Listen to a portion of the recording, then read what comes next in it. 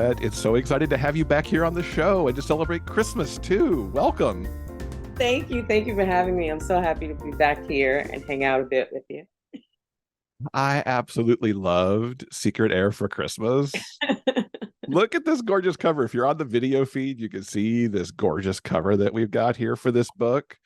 When I got that cover, I really did just like deep sigh when I saw it because it was so beautiful. It was everything that I wanted it to be. Just happy and joyful. And the models were gorgeous, of course. But one of the things I had stated to Harlequin was, I want an embrace on the cover. I don't want like them looking like they're not attached. I want people to know that they are a couple and that they are madly in love. And they came through big time. I absolutely love that. The love that radiates off the cover, and we'll talk about this a little bit more as we go to, but love just radiates in this book, and it starts with that cover image. Absolutely. Yeah, it's very much giving like, we are into holiday movies. Like we do the whole Hallmark holiday hop and Lifetime holiday hop every fall and winter seasons, right? We do this. That cover very much gives that feel of, oh, this is a holiday romance movie we're about to enjoy that's deeply sentimental and just fun. Absolutely. For the Devereux series, Harlequin's done so well by you with those covers because they are Yeah. every single one of them gorgeous. Yes, they are. I really cannot complain. They have always taken my concern with respect to covers because I deeply, as a Black woman who's writing Black characters, it's very important for me to represent the characters who are actually in the book. And they have been so supportive in my desire to present characters as they are written. And I really cannot complain about any of the covers I've had from them because they have been, I love all of them equally. My reaction to all of them has always been this overwhelming shock and surprise at how gorgeous they are. I've never opened one and gone, oh my God, this is terrible. Every single time I get that file, it's like they outdid themselves again. I'm very grateful to work with them and just so appreciative of what an awesome partner they have been and me trying to stay true to who I am as a writer and the characters that I create. Good job, Harlequin cover people, if you're listening. They're awesome. Now, before we get into Secret Heir for Christmas, for those who may not have picked up the Devereux Inc. series in general, give us a little bit of background on what this series is and who these people are. So I guess it's about 4 or 5 years ago now. My then editor, well, he wasn't my editor then, but he was an editor at Harlequin. His name was Charles Greensman. And he came to me and said, hey, I would like you to write something for Harlequin. And I thought he was joking because Harlequin, at the time, I did not really see them publishing anything that looked like anything that I was writing. And so my response to him was, I don't really think that's a good idea because my work is intentionally very Black and intentionally very Brooklyn. That's my voice when I'm writing. And I don't know that Harlequin is really ready for that. And I don't intend on changing that. So I don't want us to be frustrated by working with each other. And he says, no, I have read Under His Protection. I thought it was a wonderful book. And I think you have a great voice for category. And I'd love to see what you can do in a Harlequin category. And so I felt challenged to create like the Blackest thing that I could, the Blackest and Brooklynist thing that I could ever create. And so he said to me, he wants to read about an affluent Black family from Brooklyn. And I said, so you want me to write Dynasty, but with Black folks and set in Brooklyn? And he said, yeah, that's actually exactly what I want you to write. And so I got you, I could do that. And I think within 2 days, I had a completed proposal for him because I was so excited about this idea of getting to write this sort of family drama written story that travels throughout each book and this ensemble cast, because I always do ensemble casts anyway, but to get to see how each of these ensemble cast members finds their own individual love.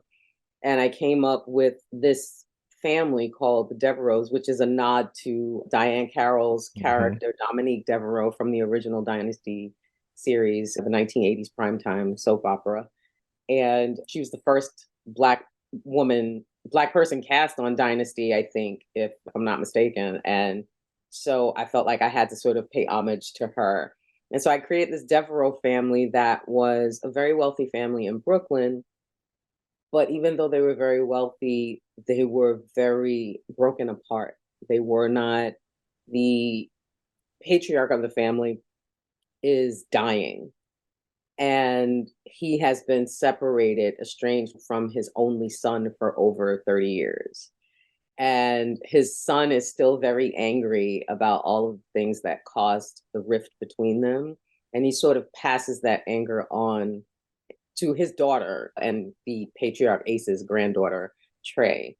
And in her attempt to sort of get retribution for her father, she seeks to destroy Ace, but ends up falling in love with him as a grandfather, right? She feels he's the enemy, but ends up really respecting this man and all that he's built and understanding that he's flawed and human. And maybe he's not really the evil monster her father thinks he is. And through that experience and that exposure with Ace, she and the man that she falls in love with, which is the ward of Ace Devereux, they sort of bring the family back together to make it whole again before Ace dies.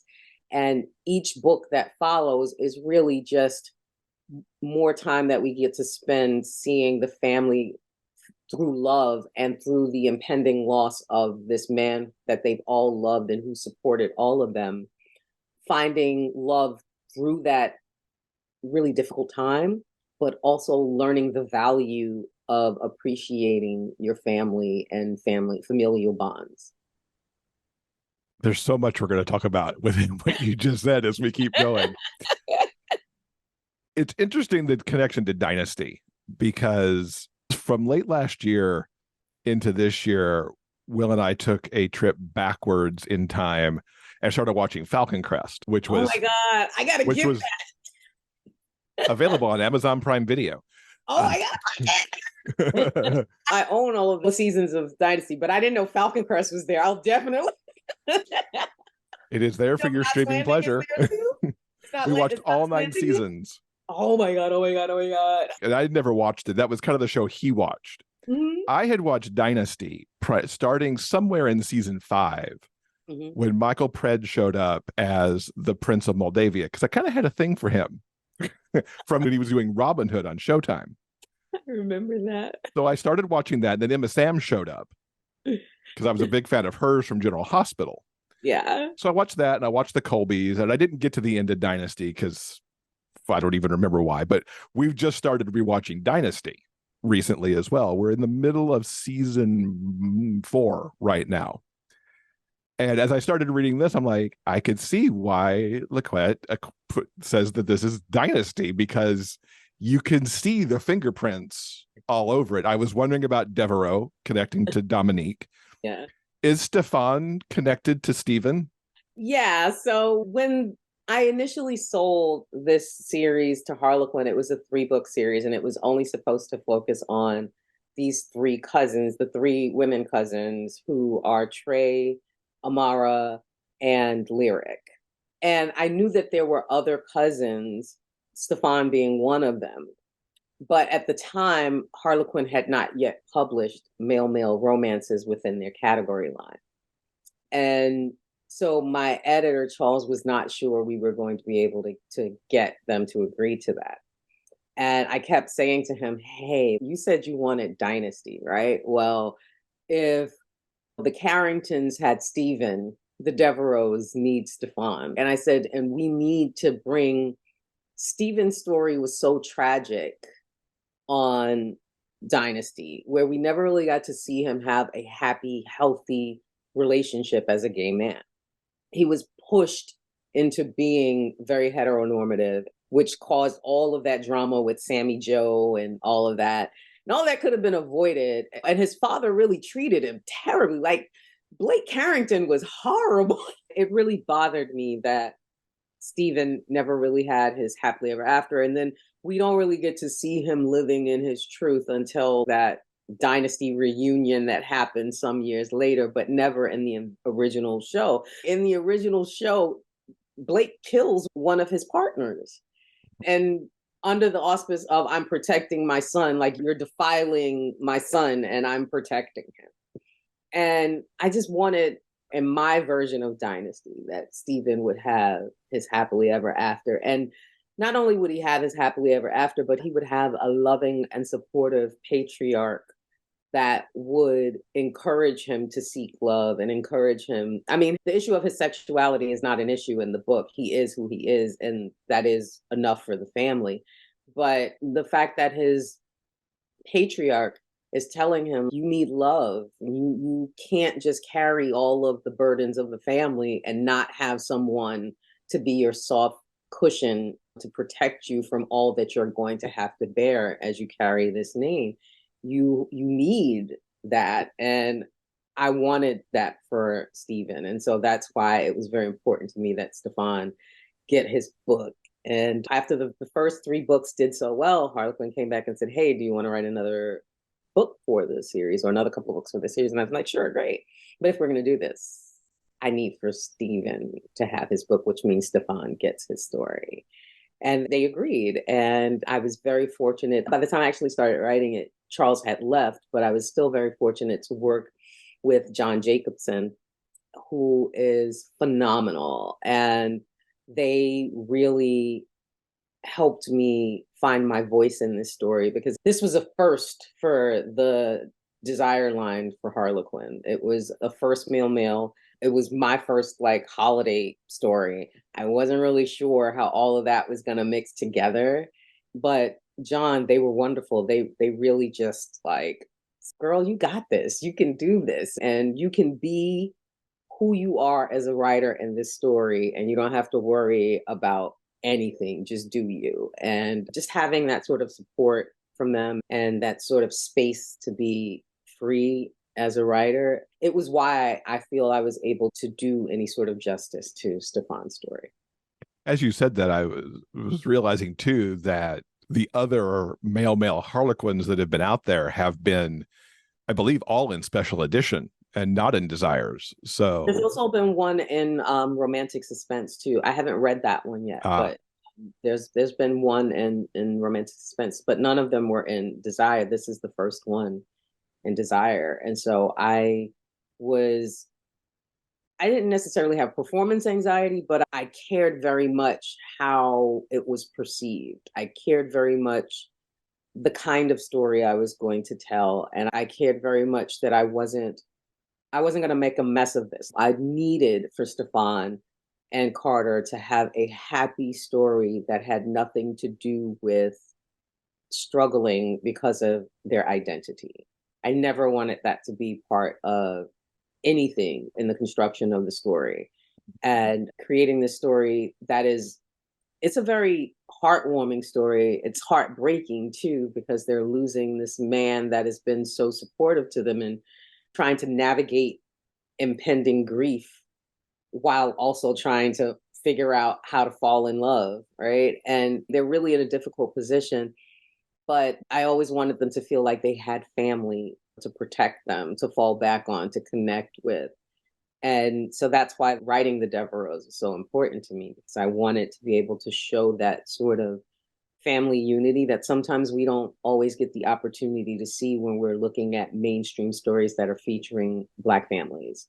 We get stories about the broken Black family, but we don't get stories about the unified Black family, and they exist. We do exist. Right? So I wanted him, especially as a Black gay man, to have this sort of strong support system that was always going to be there for him no matter what. And I wanted that for Carter too, as a Latinx man, to have a strong support system that was going to help him get through all of these things that he had to work through in the story. Before we totally exit the Dynasty idea, I have to ask, why Dynasty and not one of the other 80s nighttime soaps that all dealt with family to some degree or another? I was really young when Dynasty was on. So I think Dynasty went off in 89 or something like that, if Yeah. I'm not mistaken. So I would have been like 12 when that was ending. And Dynasty was really big in my house. My grandma and my mom watched Knots Landing. So I do remember the characters from Knots Landing. Dallas, not so much. Falcon Crest, I only remember I remember Lorenzo Lamas. And I think that's where my fixation with him. Once he became, what was that character's name from Renegade? Reno, I think. I Reno think Rain. so, yeah. Once he became Reno Reigns, I was obsessed. I watched everything that man was in. Every B movie he starred in, I watched because I fell in love. But that was pretty much all I really remembered from Falcon Crest. So I couldn't really draw on the dynamics. Stefan's mother is Alexis personified, right? Yes, she is. She is Alexis. So in order to really embody the essence of that show, I don't think I could have done that without having the attachment to Dynasty that I did. So let's finally get into it. Tell us what the romance is for Stephen and Carter and what just makes this book so good. Oh, poor Stephan and Carter. They are just so misguided. They are. They both have no clue. And I think that's why it was kind of fun to play with them, because they really, like, from their first meeting, they have this really off-kilter meeting that's not very sexy, but so cute. And they don't realize from then that they're just like, they've fallen already. And they spend so much time in this book attempting to fight the fact that they've fallen, because Stephan he's the family secret bearer, and he has a doozy of a secret that he knows can destroy the entire family.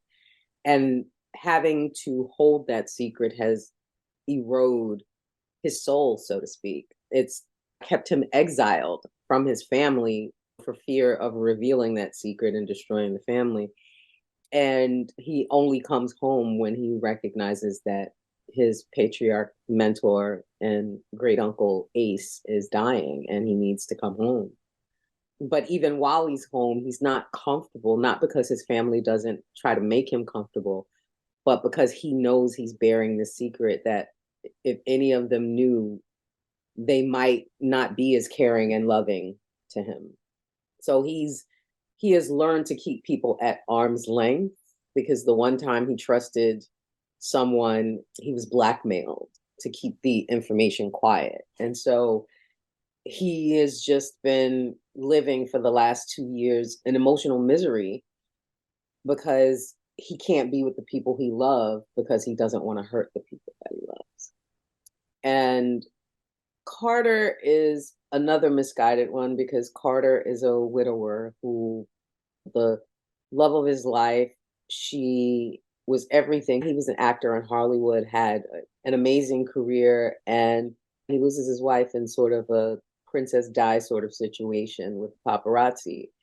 And it teaches him that he has to, like, he blames himself for that. If it hadn't been for his fame, he doesn't believe that his wife would have been endangered by the paparazzi. And he also blames himself for the fact that their daughter, who is now 5 or 6, doesn't have a mother anymore, has missed the opportunity to know this beautiful woman growing up. And so he takes that and decides, I have to leave everything behind in Hollywood, and I'm going to go back home to Brooklyn, where I know it's a different vibe with celebrities. Like, people aren't really in your face like that, and people are not as concerned in Brooklyn about who you are and what you're doing, as long as you're not blocking their path on the sidewalk. So true. He comes home to sort of, heal, but also he ends up using this move as sort of a cocoon to protect himself from the outside world and to keep himself from ever knowing the pain of loss again, which makes it really difficult when he meets this man that for some reason he just can't get enough of. Like, from their first meeting, Stephan is under his skin, and without even trying, like Stephan isn't really trying to get under his skin. But he can't walk away from this man. And so he actually finds ways to sort of insinuate himself into Stephan's life, not really realizing that the reason he's doing all this is because he's falling in love with Stephan. What made this a story to tell at the holidays? Did you always envision Stephan's story as a holiday thing, or did that kind of just come up? I did not. So Harlequin came to me and said, "Hey, we'd like it to be a holiday story. Think you can do that?" All right. So, because they're like holiday category readers are a different breed of romance readers. Like all romance readers are voracious, but because categories tend to be shorter, category romance novels are to romance what espresso is to coffee, right? It's a straight, concentrated shot of romance. And these folks devour these books and they like the sentimental because categories tend to be a little bit more sentimental than single title romances or trade romances.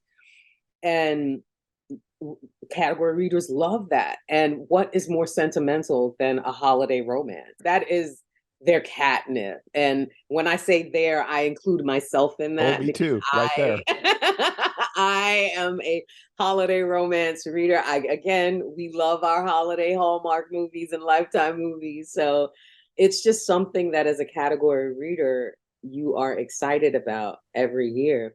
And so when Harlequin asked, I was excited to do it, but I hadn't really written a holiday book before. And also the fact that I knew that Ace was dying, right? The whole thread through this series is that this man is dying. I didn't know how that was really going to work. The holiday. But fortunately, I think we turned it around and made it acceptable. Did all of the Hallmark and Lifetime holiday movies that you've taken in help influence what you did here? Oh, absolutely. So that whole like montage of how they have to have a thing that they have to do together and work on together. And that is through working on that thing. That's how they sort of fall in love. And that thing in this respect is that Ace decides he wants to have a good old fashioned Devereux family Christmas celebration because he knows it's going to be his last. And so he wants all of his Devereux family, near and far, to come out and have this big celebration where they can be a family in its entirety one last time. And so it's kind of bittersweet, right? But at the same time, and Stephan doesn't want to do it because he feels it's a little bit morbid. Right? He's like, so you want me to plan this party because you plan to die and you're not going to have another one of these? This is morbid. But out of respect for Ace and love for Ace, he decides I got to make this wish happen for him. Anyway, I have to make it happen. And that's where Carter comes in, who is a lounge owner of a very popular lounge in the Devereux world that he created specifically for celebrities and wealthy people to be able to get away from the sort of pitfalls of fame. And so he's, well, I have a little bit of experience with event planning. I can help you if you need me to. And that sort of sets them on this journey of learning about each other and falling in love. I mean, Stephan in the beginning is just like, listen, I would just like to hook up. That's really all I would like to do. I think we could really just hook up and enjoy and go about our separate ways and it'd be great. But Carter's a little iffy with all of that because, again, he's a father. He has a daughter to think about. He is really careful about who he allows in his life because of his daughter. And so he's like, I don't know, I'm not really feeling that. Let's just work on this thing we got going on here. But lo and behold, this party planning is really what becomes the catalyst for them learning each other enough to really fall in love. What made Carter right to pair up with Stephan in the world of the Devereux? So Carter is the best friend of Lennox, who is the hero in book 3. He's married to Stephan's cousin, Amara. And Carter was the person that really helped Lennox see how much of a jerk he was being and how he was about to lose the best thing in his life because he was too stubborn to see Amara. What he and Amara shared was so much different than what his parents shared, which kind of scarred him a bit. And he really goes hard on Stephan and tells him, as much as I miss my late wife every day, even knowing how it would end, I would still do it all over again just to have the opportunity to love her. Loving her was that great of a thing that even though I know it was going to be ripped away from me in such a tragic way, I would still do it again. I'd still go through all of that pain again just to be able to love her again. And I just thought anyone who could say that and mean it, like they so deserve a good love story. But they also, because they had that love of their life sort of situation, they probably would be a little skeptical in ever being able to obtain that again. Because if capturing lightning in a bottle once is amazing enough, but to do it twice is probably impossible. And so he might want love, but he was very skeptical of the practical aspects of falling in love again. And so I thought that someone who understood love and knew what love was, and as deeply as Carter loved his late wife, I felt he was the perfect pairing for someone who knew familial love, but had never had the opportunity to have a partner relationship where his romantic partner was supporting him and giving him everything that he needed to really be the best him he could be. The moments we get to see Carter with his daughter, he's very loving and caring and patient with her. And like that personality quirk of his, I felt would be really good for someone like Stephan, who had never really grown up in a situation where people were patient with him. He was the change of life child, right? There's more than 20 years between he and his older brother, his mother and his father. Like they were sort of done by the time he came along and didn't really give him the attention and the care that he needed growing up. He got that from Ace instead. And so because he understands what it is to really not necessarily be welcome in a space where he's supposed to be welcome at, it made sense to have someone who would take that time with him, who would give him that care and support and that nurturing that he wasn't necessarily used to having from his nuclear family. I loved Carter's daughter so much. I know children can sometimes be polarizing in romances, but the care, as you just mentioned, that Carter has for her, the things that grow between her and Stephan, and the whole hair braiding thing that happens throughout the story. It's just like, huh. Well, you're right. Children can be very polarizing in a romance. And I was reminded of that while writing this. Okay, you're putting this little girl in here, but just make sure the whole story is not about her. And so initially, when I wrote the story, I think like the first draft, she wasn't really present all that much. And so John was like, we need to see a little bit more interaction between she and Stephan to really sort of solidify, especially because Carter is so hyper protective of her that he's basically moved his entire life to protect her. We need to see that she bonds with Stephan. And so I'm like, okay, well, how do little kids bond with their elders? And one of the things I was always touched by was like hair care in the Black community, especially when you're a kid growing up. The time you spend getting your hair done, that's really love that's being shown to you, to be taken care of, the washing, the detangling, the conditioning. It's a long process. And then scalp treatments and braiding your hair. Culturally, it's just such a significant thing. And so I thought that the best way that Stephan could show Carter that he was serious about being with him, even if in his own mind he wasn't really doing it for that reason. He was just having fun with this little girl. who wanted her hair braided, but Carter didn't know how to braid it. And so he's, well, my cousin and I, we braided each other's hair all the time. I can do it for you if your dad is okay with it. And that it becomes this thing that bonds them because Carter sees it and he's, my goodness, like, that he sees it for what it is, the love and the care and the concern, and also the connection to culture, because Carter's wife was Black and he is Puerto Rican. And so it's very important to him that she has both those sorts of influences in her life.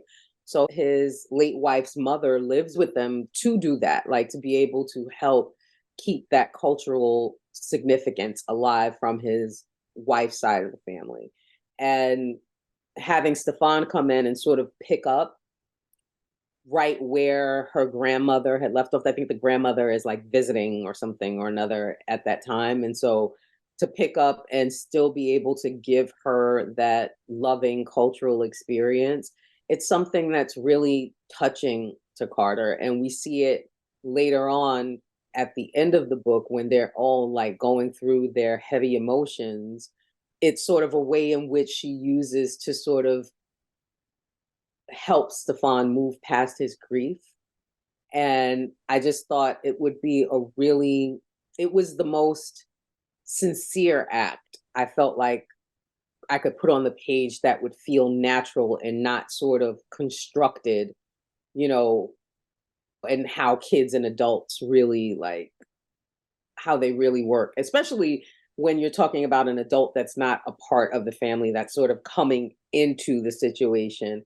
I wanted her to be comfortable around him. I wanted Stephan to be comfortable around her. And I wanted Carter to feel at ease when his daughter was in the presence of Stephan.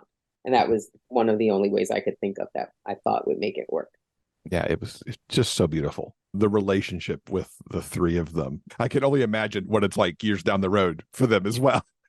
We mentioned at the beginning, and we've just talked a little bit more about the love that's here, because it's love way beyond just Stephan and Carter figuring out their HEA. There's so much love that just pours off of this book with Stephan and his family, and Carter and his family, and his mother-in-law who was still living with them, and the Devereux siblings with each other. And I don't really know how to put into words what it was like. So I'm going to give you probably the equally hard question of like, how did you capture that the way that you do?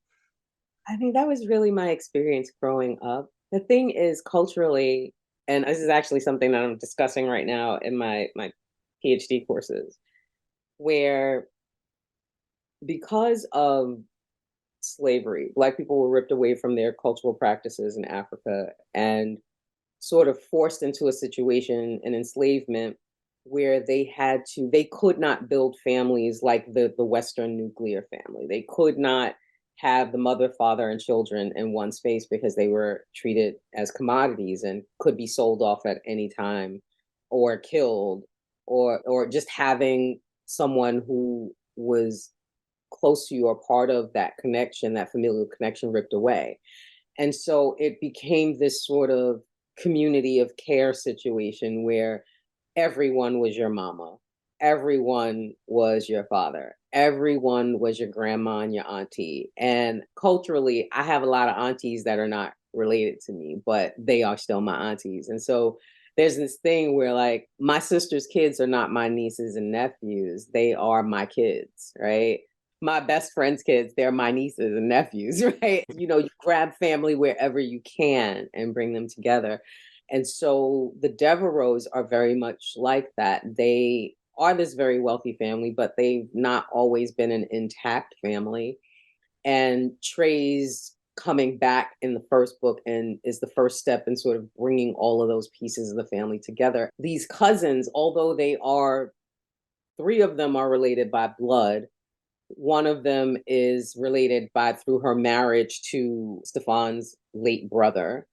And one of them, Ace just found on the street and was like, you need a family and I need a son to love. Let me bring you in. And so they really represented a lot of how Black families look and how they come to be. And so I wanted that feeling of growing up on the block and going to see Auntie Brenda, but Auntie Brenda is in no way blood related to me, but she's still my auntie and has all the rights, therefore, too, of an auntie, right? And I wanted that very, because that was very much part of my upbringing. It was very much really important to me, right? Because my mother didn't raise me alone. She really had an entire village to raise me. And that is definitely what Stephan needs at this moment in his life. He needs an entire village because he's gone through so much alone in his self-driven exile. He needs the people around him that love him to let him know, we love you and we have you. You can let down this burden. And without that, he's not able to love Carter completely, love Carter's daughter completely. He's not able to love himself completely. And he's not able to love his family in a positive way. He loves his family, but from a place of loss is how he moves through the book for a good portion of the book. Even though he's still present, he still has a great sense of loss because of the secrets he has to bear. And having him in a situation where it can't just be his mama that's the issue. Like he has to have an entire village to help him understand that he too is worthy of love, that he's worthy of being chosen. The fact that you could make all of that resonate off of the printed page, just, oh, please teach a class in that sometime. I think a lot of it is experience as well, right? I think it is. What you've just described is not an experience that I have, which would impede me from being able to do that same kind of thing. But if you can capture just writing the love somehow and make it transcend beyond that, I would so sign up for that class. I'll see if I can figure that out. I don't know if that's even possible, because it's definitely one of those areas where so much of this book draws on that cultural aspect of it that an author like yourself has to be the one that brings that to the page. Well, thank you. I'm glad you could appreciate it. I'm glad you could read it and feel it and experience it, because that's the reason I write. Like, I write with Blackness centered, but I don't write to exclude everyone else from experiencing what's in my books. And so the fact that someone who isn't a part of the culture can read this and still connect with it, that really warms my heart, because that is my purpose in writing, to share how I see my Blackness, how I love it, how it really is this sort of serenade that I'm trying to share with the rest of the world so they see why I love it so. And so the fact that you can grasp that, I really do appreciate that. It's interesting talking about this and thinking about, you mentioned that the Devereux series was one of the first Harlequin series that brought Black characters very much forward and written by a Black author. Around the same time that happened, there was a lot of stuff going on about representation in romance, which would be about 2019-ish, I guess. Yes. How do you think we've come 4 years down the line in that That's a loaded realm? question. It is a bit of a loaded question. Oh, well, first, let me just correct you. There were other stories centering Black people written by Black authors at Harlequin and in the Desire line. So Reese Ryan was writing, Brenda Jackson, of course, Rochelle Allers, Yara St. John, Dean Gonzalez, Adriana Herrera. There were a bunch of us that were doing it. But I think where mine was different is that it just really focused on Brooklyn a lot and really brought that Brooklynness to it. And those authors were bringing their cultural and geographical experience to their situation. Because I know Reese Ryan writes a lot about being in Tennessee, which I think she either lives in or near. So it was happening. But the thing is, I pretty much just named those authors on like a hand or, and a couple of fingers, maybe, right? That's it. So when you compare that to how many books that have been published by white authors, and we can just be talking about Harlequin's categories specifically, even if we're just sticking directly to the desire line, it's overwhelmingly white. Like what myself and my counterparts were doing, numbers wise, statistically, is very small compared to what the establishment is, which is white authors writing through a white lens for white characters. And not to say that there's anything wrong with that. There's nothing wrong with that because I've enjoyed those books too. But the issue has always been that can't be the only representation of romance, right? That can't be who decided, like, when was the meeting where we decided that this model of romance was going to be the depiction for all romance. And that was the question. Not that we don't want to see lovely white folks falling in love. We love y'all white folks. We want to see y'all falling in love too. But we also want to see us and other people from other marginalized communities falling in love as well, because we're all on this earth together and we do move in the world through different bodies and we look through different lenses. And so we should all get the opportunity to see how love looks from our particular lens.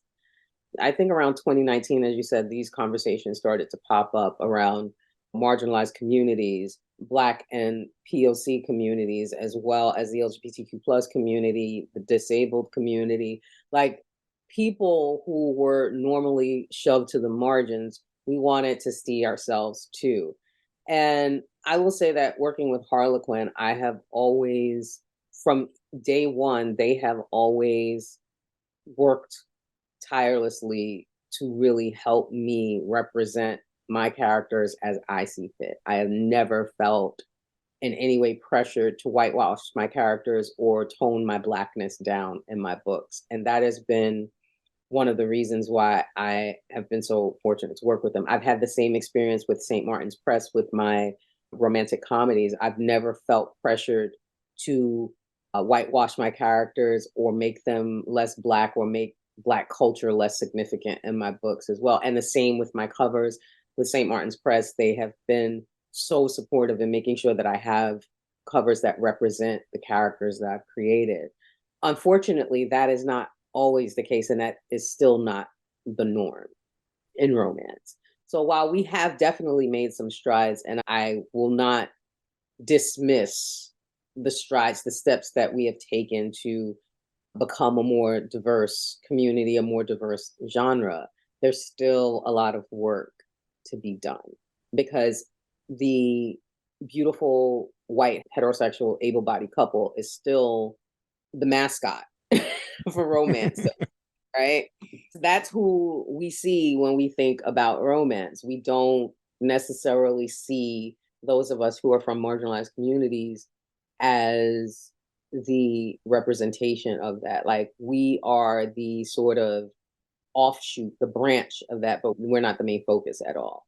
And so until we get to a space where that's not the case, where only white people are seen as the model, the representation, the example of romance, we will continue to have a lot of work to do. We will keep pushing to do that work and highlight those books and push forward so everybody gets to see their happily ever after. That's why a podcast like yours is so important and so amazing, because it's one of the only places where I can go to get recs for books that I might never know about looking through the mainstream, right? I might never know about any of the authors you're talking about if all I do is peruse mainstream avenues for my books. It's the same thing with Romance in Color that focuses on books by BIPOC authors. Without those sorts of outlets, folks might not know about books like mine, books like yours. So it's very important that we keep putting our voices out there. We keep writing those books that feature characters and stories that speak of our cultures and share our cultures with the rest of the world. Through books develops empathy, and through empathy provides a path of connection for people to sort of learn from each other and get past all of the social constructs like race and gender and all of these things that society has put a label on to sort of keep us separated, all those things will begin to melt away. And that's why being able to know about these sorts of books that show our people in everyday situations, right? So often the only type of stories we get are struggle stories. And for those of you that don't know what struggle stories are rooted in the fact that because of your identity, you're struggling in life, right? And people who outside of the culture have come to expect these stories, right? So when you write a story that's not that, they're a little bit confused. Like they want to see Stephen Carrington, who is completely emasculated by his father because he is gay, who is forced into these horrible situations because he is gay. They want to read stories where Black people are destitute, struggling, can't feed themselves, can't find work because they're Black. And I refuse, like my rebellion is to write stories that show us having joy and loving our Blackness, because there's nothing that is wrong with it. So, like, we've endured some stuff because other people thought there was something wrong with it. But our struggle, although it may continue, is not the defining character. It's not the definition of who we are. And so it's very important that you and I continue to write books and talk about books like ours, put them out there so that people understand that we are deserving of joy and love, and that we can be celebrating our best lives and still make room for love. We don't all have to be in misery, and then only through that misery have we earned the ability to love, which is kind of like gross in a bit. A little bit. That idea is kind of gross. So I'm about reading joy. And so when I pick up your books, when I pick up other people's books who are writing from their cultural experiences, like every time I pick up a Nisha Sharma book, I am in love because I see how she loves her culture as a South Asian woman. Every time I pick up a Mia Sosa book or an Adriana Herrera book where they are showing their love for their Latinx culture, I love it because it's an opportunity to get to learn a bit more about them, about their people, about their history. I mean, it's terrible that we have to bear the burden of it as people who are from these communities, but who better to tell our stories than us? Who better to show the world how we love than us? So I've got a question for you from our Patreon community.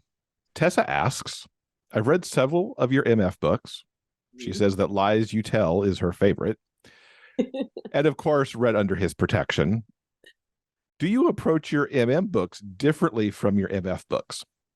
I don't think so, because I just see two people falling in love. I don't know if y'all know this or not, but I'm not really a gay man. So really? I would have not known that sitting here talking to you. Never pretended to be. So if you have that impression, please let me disabuse you of it. I am not a gay man. So I can't really write from the experience of what it is to be a gay man. And I don't try to. I started reading Male probably like 13, 14 years ago. And one of the things I recognized when I started reading it was I was like, where are all the happy Black men falling in love? Like, where is that happening at? And I couldn't find it. And so I decided to write happy endings for the Black men that I wasn't seeing.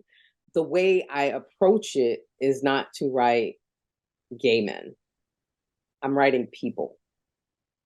And my experience, my books are rooted in Black culture because that's the culture that I know. That's the culture that I can speak from with authority. And so even though I write male books, they are heavily rooted in Black culture. And that's the culture that you're seeing expressed throughout the book. And so I try very hard not to tip into those spaces where I'm trying to sound like I know what I'm talking about for what it is to be a gay man, because I don't.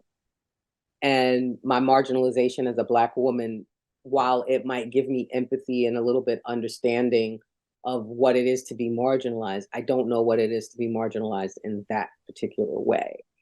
So I don't approach them differently. I mean, yes, intellectually, I know that they're different. I know, of course, sexually, things are going to be different and how they perform sexual acts. But I don't look at their emotion differently. And I think the only thing I also try hard not to do is I try not to make my men present as emotional women. Because sometimes I find in reading romance with gay men, emotionally, at least one of them is always turned into the woman in that respect. And I don't view them like that. So I try very hard to approach it from a human perspective and let my readers fill in the details themselves. So there's no difference in my approach. I'm not that complicated. I'm not that skilled. I'm just writing about folks falling in love. Their gender identity really, it could be anything at that point. It's just I want my folks to fall in love. Mm-hmm. And since we're talking about a holiday book and we're getting into the holiday season, got to ask you a little bit about Christmas. What is a favorite tradition that you've got with your family that you can share? So again, we have this whole village thing going on, right? So first of all, it has to be at one of our houses. So it's either my house or my sister's house. And that generally means us coming over, cooking up a storm, cooking all of our family favorites, cultural favorites, things that our grandmother used to spend time cooking for us and with us. Now we do it for our mom and our kids and our spouses. In this house, we decorate the Christmas tree on my birthday because my birthday is November 30th. So we usually decorate the Christmas tree. And no, we don't have a real Christmas tree. If you know anything about me, I like cute, color coordinated things. So I have a big, beautiful white plastic tree that I go crazy with every year with different color coordination themes. I think last year it might have been black and silver. This year, I'm not sure yet. I haven't chosen a color. I think we might do blue and silver this year because I like a good blue and silver tree. And we put the tree up on my birthday, get everything ready, and then we spend most of December figuring out what the menu is going to be because the menu is a big thing. So in Black culture, for certain holidays, like we are very particular about our food and we are very particular about who makes our food. And so certain people have certain assignments. Don't bring me something like, especially like macaroni and cheese. Baked macaroni and cheese is a staple, and we really care about who made it. And so don't let somebody that we know can't cook make the baked macaroni and cheese because you will get your feelings hurt at the table. So we divvy up who's making what, who we want to make what. Like my sister's baked macaroni and cheese is the truth of holiday baked macaroni and cheese. So she has to make that. My mother makes dressing. I can make dressing and it tastes pretty good, but it's just something about when my mama makes it that it just tastes different and better. And so that's a holiday thing. So everything, you're going for the best of everything. I'm really good at roasting meat. So turkey or turkey wings or anything like that's my jam, and candy yams. Like I do a pretty good holiday candy yam too. But these things are like culturally so significant to us. So even though my grandmother has been gone now probably for almost 14 years, and no, almost 15, February make 15 years. We still keep a lot of the foods that she would make, the way she would make them, the holiday prayer that we have over the food. Like all these things are how we celebrate Christmas. And then since I have small people listening, the kids go lay down and Santa comes and does his thing. And then in the morning, the kids get up to see what goodies Santa has brought them. And we let them play. And then they come and wake us up a couple of hours later. My mom used to always, I don't know if you have ever heard of this, but this little like food company that made like little cute miniature foods called Swiss Colony. Oh yeah. Yeah, yeah. Every year, my mom would order like this huge, like miniature, like holiday breakfast set. And I mean, the food was amazing. I don't know why. Gosh. Like it really was good, but it's like cute and tiny and miniature. And so we still do that. Like we still order food from Swiss Colony for Christmas morning that we get up and make for the whole family. Can I invite myself to your house for Christmas? Please come on. It's a village. We welcome everyone. Come on in. We'll feed you, give you a good full belly, and let you go lay down and enjoy it. I love a good Swiss Colony catalog. Swiss Colony little pop-ups in the ball that show up at the Yeah, holidays. they're like people sleep on Swiss Colony. Their stuff is really good. It really is. Yeah, I would always go for the beef log and the cheeses and the crackers. Yeah, I we never would did get the breakfast thing. Oh my yeah, gosh, they I may have also to have look. this little ham. So if you eat ham, like they have this miniature glazed ham, the best thing you have ever tasted. Yeah, Like it is quality it's, stuff. it really Oh, now I'm gonna have to go get a catalog. I haven't had a catalog of theirs in every years. year. It's so good. This episode of the show brought to you by Swiss Colony. And I love to know about gifts. Like, what's a favorite gift that you've received, maybe as a child or even as an adult? Like, what kind of sticks out from Christmases past? The best as a kid, like I really loved dolls, right? So I was your typical little girl. Like my sister hated dolls because she cared nothing for anything that was remotely classified as feminine. And for those of you listening, I'm putting up air quotes with that. So when I say classified as feminine, and I just loved like Barbies and dolls. And my mother was really big on making sure I had things and toys that looked like me. And so Barbie wasn't always that inclusive. And so one year, the year I finally got was I had to be really young at this point. I couldn't have even been 10, I don't think. And she got me astronaut Barbie. And astronaut Barbie was this beautiful, deep brown Black woman with gorgeous hair, beautifully applied makeup, gorgeous outfits, and these amazing 4-inch pink knee high boots, and with a silver leotard as her astronaut suit with the big bubble that goes over her head. And when I tell you how I adored that, and my corn silk Cabbage Patch doll, which again was a Black. Now those dolls were ugly as hell. They really were. Those Cabbage Patch dolls were so ugly, but every kid in the 80s and 90s had to have one. Mm-hmm. But it was a Black doll with beautiful hair and that I could braid and play in and put beads in and do all these things to it. And I think it was the first time I realized how wonderful it was. Like, you don't know how wonderful it is. You don't know what you're missing until you get it and then realize how badly you were missing it all that time. I kept that Cabbage Patch doll. Her name was Danielle, and astronaut Barbie. Like those two, that was the greatest Christmas. Besides the year that my mother gave me my first computer so I could start writing. Nice. Like that was the best Christmas as a kid I'd ever had.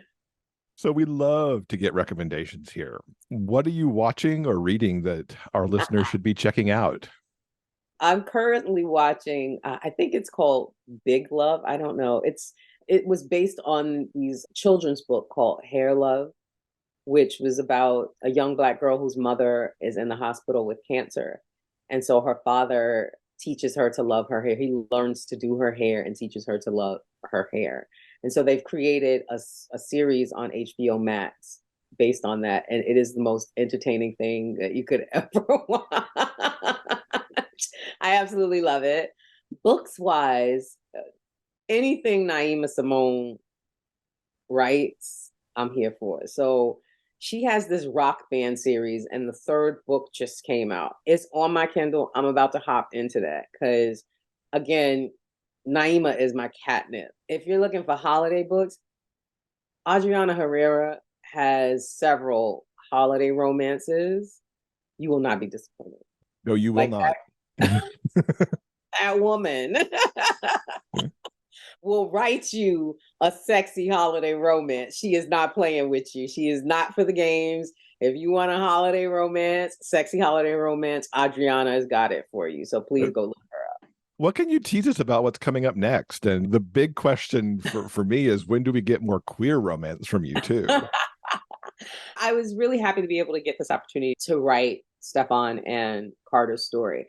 I don't often get the opportunity to write as many queer romances as I would like, because most of my stuff is traditionally published now, and my established writing is more male female than it is queer. I think I only have maybe 2 or 3 that have been put out into the traditional space.